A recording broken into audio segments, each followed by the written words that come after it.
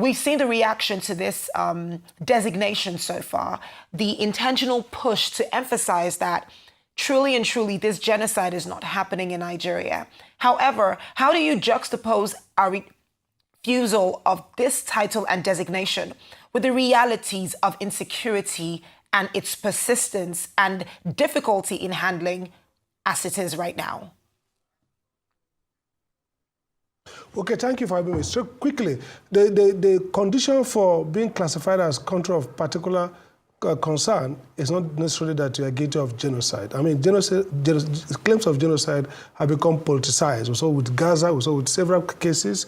And so, whereas you might not meet the technical definition of genocide, the criteria in the U.S. International Religious Freedom Act is clear. One, that the country has a structural and systematic violation of the religious freedom of its citizens. And there are incidents of failure of states to protect the religious right of citizens. So once you meet those criteria, whether it's genocide or not, the U.S. government can prioritize. It's a foreign policy tool to say, we place you on this area, and because of that, we might treat you differently, so, AIDS and all kinds of preferential treatment.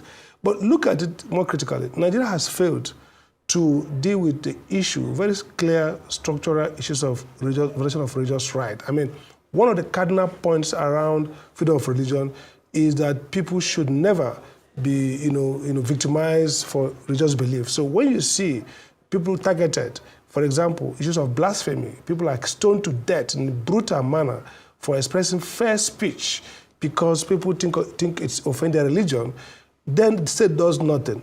You cannot escape that there's persecution of religious people in that state. I mean, China also forced into this. People forget that the same way Nigeria was classified, China is classified on account of what is being done to a particular Muslim sect in China and across the world. So if I was a foreign policy advisor in the U.S. desk, and I was used to be a foreign policy advisor in Nigeria under Yar'Adua, I would look at the circumstances and I would likely place Nigeria on that list because that's about facts, about how the state has responded to actions against citizens based on religious belief. Look at the killings in the Middle Belt. Communities sacked, Christians. Look at the video of priests, pastors, bishops testifying to how their congregation were killed and the state does not intervene to prosecute, to remedy, to compensate and protect. So that even violates Nigerian obligation under international law, duty to protect. So in many counts, Nigeria is guilty, maybe not of genocide, but of other issues. So, and I appreciate you bringing this to the fore. Now, if at all we can both agree that Nigeria is guilty of defaulting in its duty to protect its citizens, how would you assess the uproar that we've seen in responding to this? We've seen statements from several ministries basically stating a utopian world where Nigerians have lived in peace, both Christians and Muslims. We have several cases, incidents that have happened across Nigeria where it was anything but peaceful. This response to it, what would you describe it as? Considering that insecurity is what Nigerians are asking to be resolved, but it almost seems as though the response is trying to create a blanket over our reality. I think Nigerian leadership is well known for lying against itself. I mean, Nigerian leaders like to prevaricate, deflect, and not address the issue. There's a clear failure of the Nigerian state to deal with what I call it generalizing security, terror by Islamic militants and so on. They have failed to do that. Okay, recall under Jonathan, some of these people, high place, were saying attack against Boko Haram is an attack against our faith, on record. And so even when the executive people came to help the country, they said, no, stop killing them.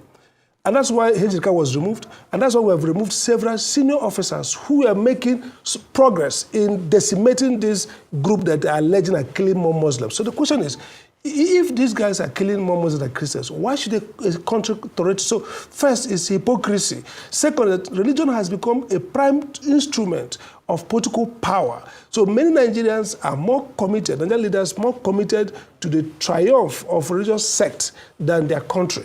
And that's why the Nigerian leadership continuously fails. So this is an important opportunity that, in spite of Trump's intention, or we don't care about it, tell people in the Middle Belt, all they want is safety. And so since Nigeria has proved very reliably incapable or unwilling. I mean, look at the ragtag people driving motorcycle. Do they look like people who can hold a country like Nigeria with such military for over 8 years, hold us captive?